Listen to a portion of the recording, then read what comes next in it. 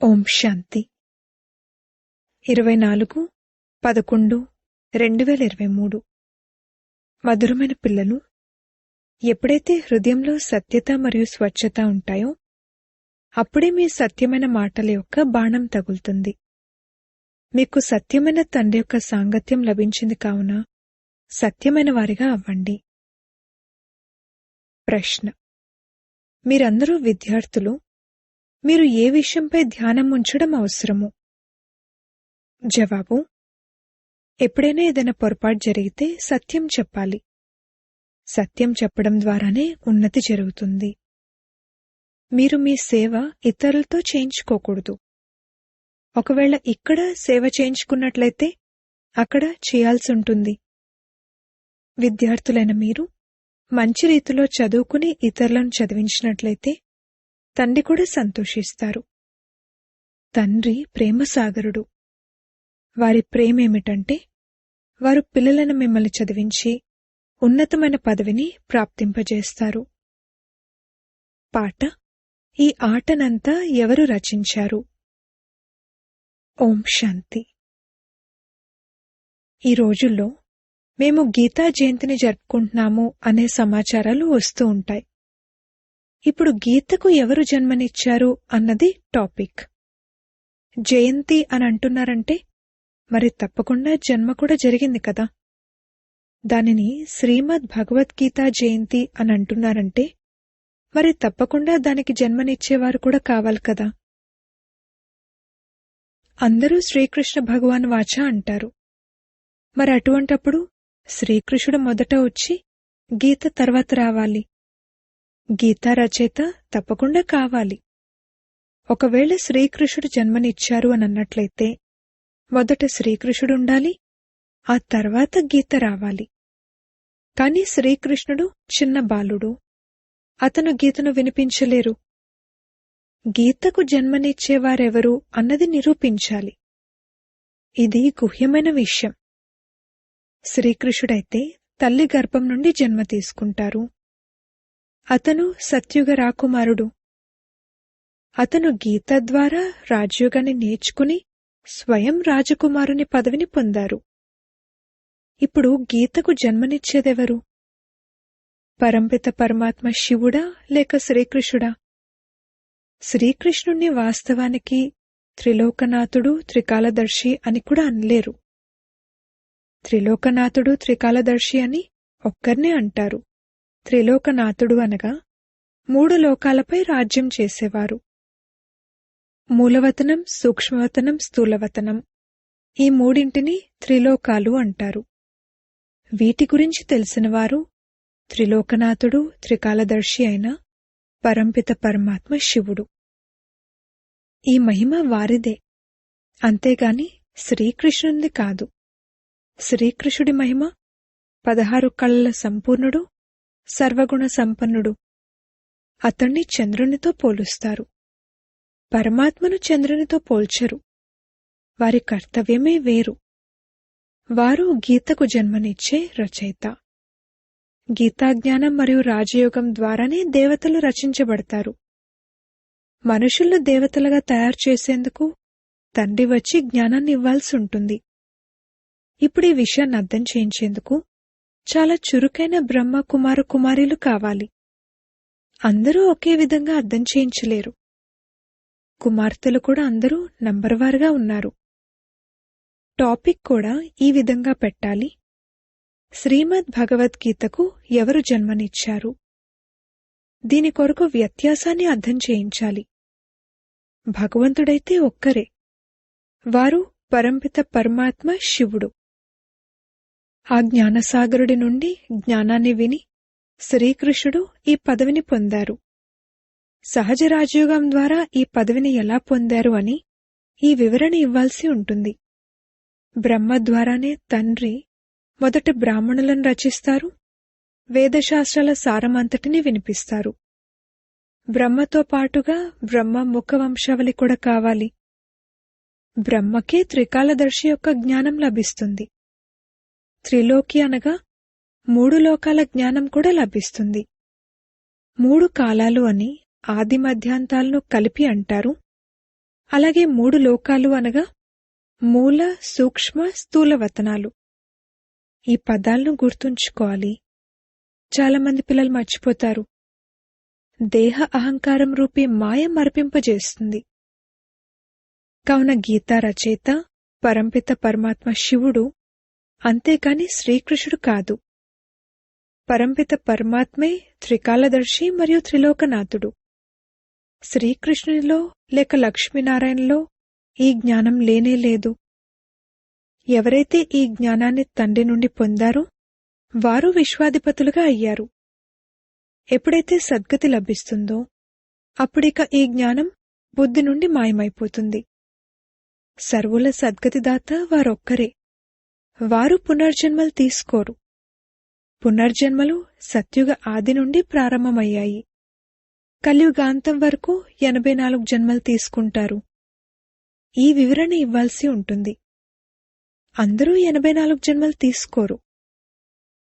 ఎవరైతే ఈ గీతను రాశారో వారిని త్రికాలదర్శులు అనరు. మొదటే శ్రీకృష్ణ భగవాన్ వాచాన్ రాసేశారు. ఇది పూర్తిగా తప్పు. ఈ తప్పు కూడా తప్పకుండా జరగాల్సే ఉంది. ఎప్పుడైతే శాస్త్రాలన్నీ రాంగ్ అవుతాయో అప్పుడే తండ్రి వచ్చి రైట్ వినిపిస్తారు. తప్పకుండా బ్రహ్మ ద్వారా వేదశాస్త్రాల సత్యమైన సారాన్ని వినిపిస్తారు. అందుకే వారిని సత్యం అంటారు. ఇప్పుడు మీది సత్యమైన వారితో సాంగత్యం. వారు మిమ్మల్ని సత్యంగా తయారు చేస్తారు. ప్రజాపిత బ్రహ్మ మరియు వారి ముఖవంశావళి అయిన ఈ జగదాంబ సరస్వతి ఉన్నారు. ప్రజాపిత బ్రహ్మ యొక్క పిల్లలందరూ పరస్పరం సోదరీ సోదరులవుతారు. ఎక్కడైనా మందిరాల్లోకి వెళ్లి భాషణ చేయాలి. అలా విహరించేందుకు కూడా అక్కడికెంతోమంది వస్తారు.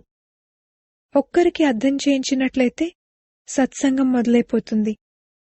శ్మశానానికి కూడా వెళ్లాల్సుంటుంది. అక్కడ మనుషులకు వైరాగ్యం ఉంటుంది. కాని బాబా అంటారు, నా భక్తులకు అర్థం చేయిస్తే వారు వెంటనే అర్థం చేసుకుంటారు. కావున శివబాబా మందిరాలకు, లక్ష్మీనారాయణ మందిరాలకు వెళ్ళాలి. లక్ష్మీనారాయణలను తల్లి తండ్రి అనరు. శివుణ్ణి తండ్రి అంటారు. తప్పకుండా తల్లి కూడా ఉంటారు. వారు గుప్తం. శివబాబా రచయిత. వారిని తల్లి తండ్రి అని ఎలా అంటారు? ఈ గుప్తమైన విషయాన్ని ఎవ్వరూ తెలుసుకోలేరు. లక్ష్మీనారాయణలకు తమ కొడుకు ఒక్కరే ఉంటారు. వీరి పేరు ప్రజాపిత బ్రహ్మ. విష్ణువును మరియు శంకరుణ్ణి అందరికన్నా ఉన్నతంగా చూపించరు. త్రిమూర్తి బ్రహ్మను ఉన్నతంగా చూపిస్తారు. ఏ విధంగా శివ పరమాత్మను రచయిత అంటారు, అదేవిధంగా బ్రహ్మను కూడా రచయిత అంటారు. వారైతే అవినాశియే. రచయిత అన్నప్పుడు ఎలా రచించారు అని అడుగుతారు. వారు ఉన్నదే రచయిత. ఇకపోతే రచన అనేది బ్రహ్మ ద్వారా జరుగుతుంది. ఇప్పుడు బ్రహ్మ ద్వారా పరమాత్మ సర్వాత్మలకు సృష్టి యొక్క ఆది మధ్యాంతాల జ్ఞానాన్ని ఇస్తారు. వేదశాస్త్రాలు మొదలైనవన్నీ భక్తి మార్గపు సామాగ్రి. భక్తి మార్గం అర్ధకల్పం నడుస్తుంది. ఇది జ్ఞానకాండం. ఎప్పుడైతే భక్తి మార్గం పూర్తవుతుందో అప్పుడందరూ పతితంగా తమో ప్రధానంగా అవుతారు. అప్పుడు తండ్రినైన నేను వస్తాను. మొదట సతో ప్రధానం నుండి సతో రజో తమోలలోకి వస్తారు. పైనుండి పవిత్రాత్మలెవరైతే వస్తారో వారు దుఃఖాన్ని అనుభవించాల్సి వచ్చే విధమైన కర్మలేవీ చేయలేదు. క్రైస్ట్ విషయంలో వారిని శిలువపైకి ఎక్కించారని అంటారు, కాని అలా జరగదు. ధర్మస్థాపనార్థం వచ్చే కొత్త ఆత్మకు దుఃఖం లభించకూడదు. ఎందుకంటే అక్కడ కర్మాతీత అవస్థ కల మెసెంజర్, సందేశకుడు ధర్మస్థాపన చేయడానికి వచ్చారు. యుద్ధంలో కూడా ఎవరైనా సందేశకుణ్ణి పంపిస్తే అతను తెల్ల జెండా తీసుకుని వస్తారు. తద్వారా అతనేదో సందేశాన్ని తీసుకొచ్చారని అర్థం చేసుకుంటారు. అతనికి ఎటువంటి ఇబ్బంది కలిగించరు. కావున సందేశకులు ఎవరైతే వస్తారో వారిని ఎవరూ శిలువపైకి ఎక్కించలేరు.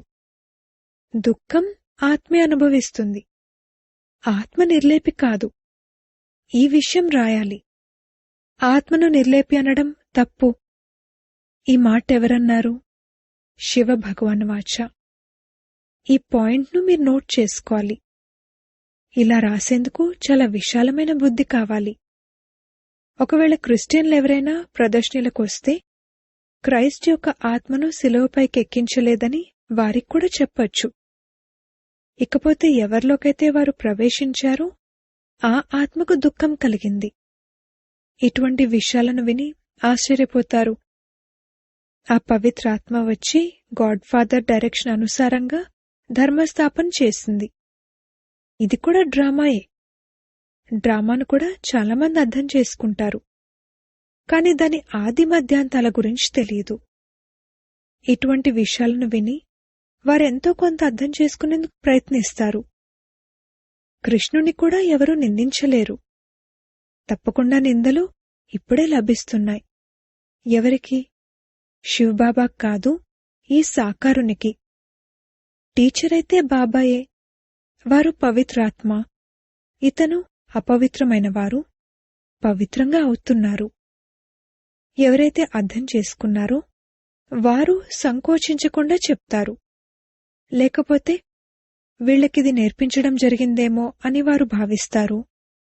అప్పుడిక విషయం ఎవరికీ హత్తుకోదు, బాణం తగల్దు.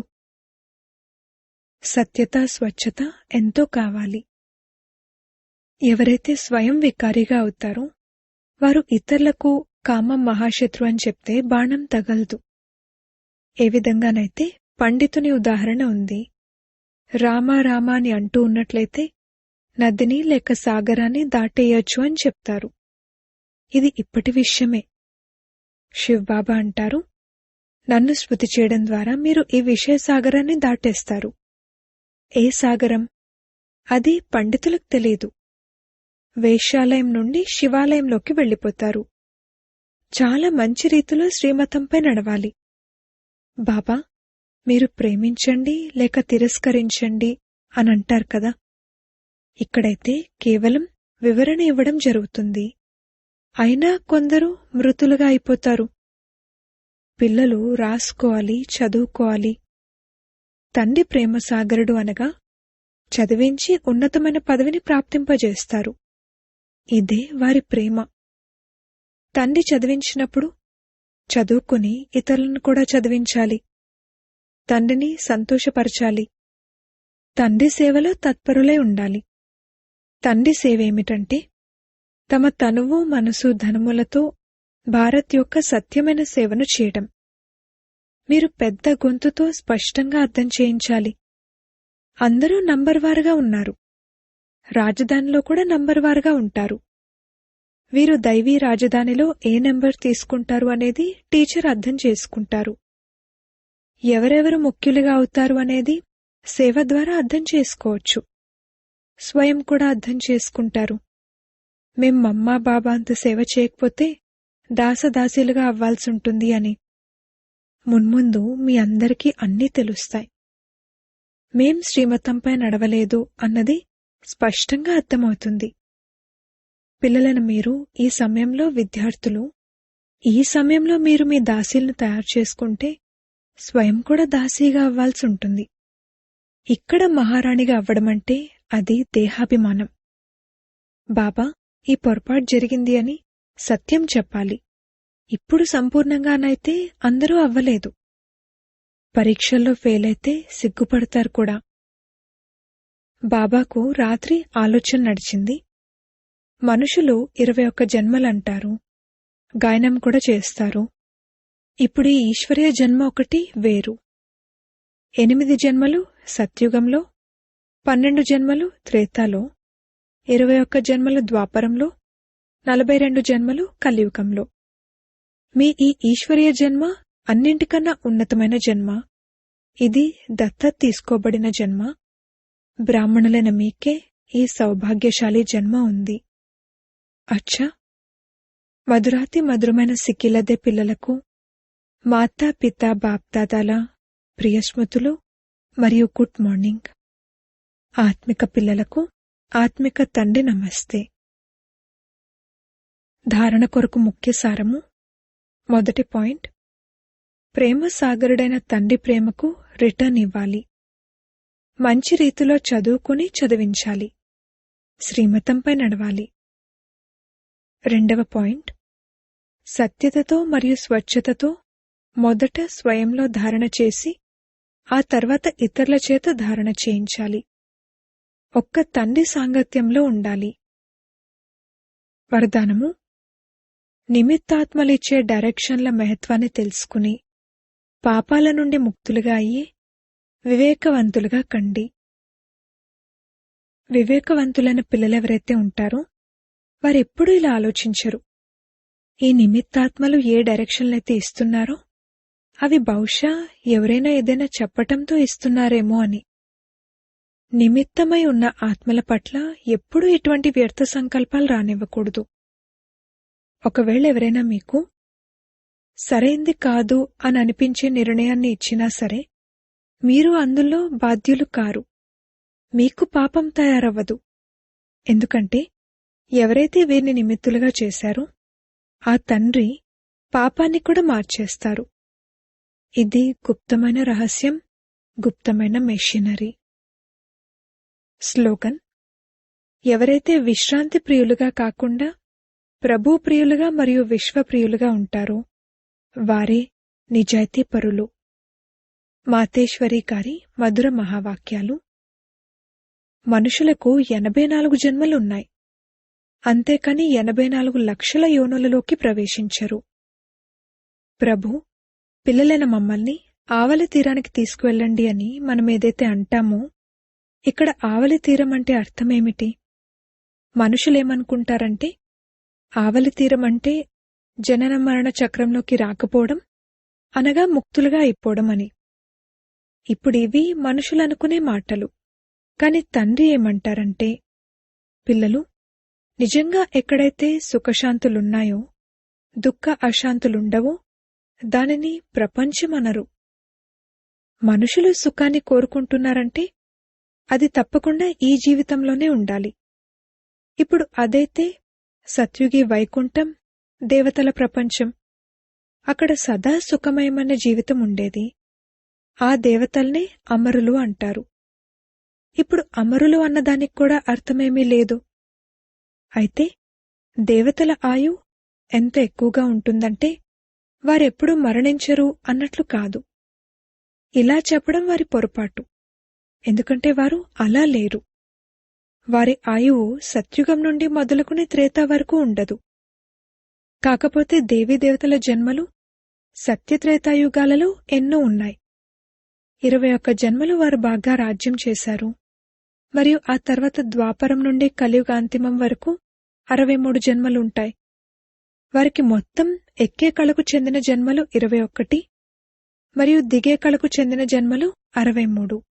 పూర్తిగా మనుషులు 84 జన్మలు తీసుకుంటారు. ఇకపోతే మనుషులు 84 లక్షల యోనులలోకి వెళ్తారని ఏదైతే భావిస్తారో అలా అనటం తప్పు. ఒకవేళ మనిషి తన యోనిలోనే సుఖం దుఃఖం 2 పాత్రలను అనుభవించగలిగినప్పుడు ఇక జంతువుల యోనిలో అనుభవించాల్సిన అవసరమేముంది? మనుషులకు ఈ జ్ఞానం లేదు. మనుషులైతే 84 జన్మలు తీసుకుంటారు. ఇకపోతే సృష్టిపై మొత్తం జంతువులు, పశుపక్షాదులు మొదలైనవన్నీ కలిపి 84 లక్షల యోనులు తప్పకుండా ఉన్నాయి. అనేక రకాల జీవులున్నాయి. అందులో మనిషి మనుష్య యోనిలోనే తన పాపపుణ్యాలు అనుభవిస్తున్నాడు. మరియు జంతువులు తమ తమ యోనులలో అనుభవిస్తున్నాయి. మనిషి జంతువుల యోనిలోకి వెళ్ళడు మరియు జంతువులు మనుష్య యోనిలోకి రావు. మనుషులకు తమ యోనిలోనే అనగా జన్మలోనే అనుభవించాల్సి ఉంటుంది. అందుకే అతనికి మనుష్య జీవితంలోనే సుఖ దుఃఖాలు అనుభవమవుతాయి. అదేవిధంగా జంతువులు కూడా తమ యోనులలోనే సుఖ దుఃఖాలను అనుభవించాలి. కాని ఏ కర్మ వలన ఇది అనుభవిస్తున్నాయి అని అర్థమయ్యే బుద్ధి వాటికి లేదు. అవి అనుభవించడం మనిషి ఫీల్ అవుతాడు. ఎందుకంటే మనిషి బుద్ధిజీవి. అంతేకాని మనిషి 84 లక్షల యోనులలోకి వెళ్తాడని కాదు. గురునానక్ ఈ మహావాక్యాన్ని ఉచ్చరించారు కదా. అంత్యకాలంలో ఎవరైతే పుత్రుణ్ణి స్మరిస్తారో ఆ చింతలోనే మరణిస్తారో వారు పంది యోనిలోకి ప్రవేశిస్తారు అని. ఇలా చెప్పారంటే మనిషి పంది యోనిలో జన్మిస్తారని కాదు. పంది అని అనటం అంటే మనుషులు చేసే పనులు కూడా జంతువుల పనుల్లా ఉంటాయి అని. అంతేకాని మనుషులు జంతువులుగా అవుతారని కాదు. మనుషుల్లో భయం కలిగించేందుకు ఇలా శిక్షణ ఇస్తారు. కావున మనం ఈ సంగమ సమయంలో మన జీవితాన్ని పరివర్తన చేసుకుని పాపాత్ముల నుండి పుణ్యాత్ములుగా అవ్వాలి. అచ్చా, ఓం శాంతి.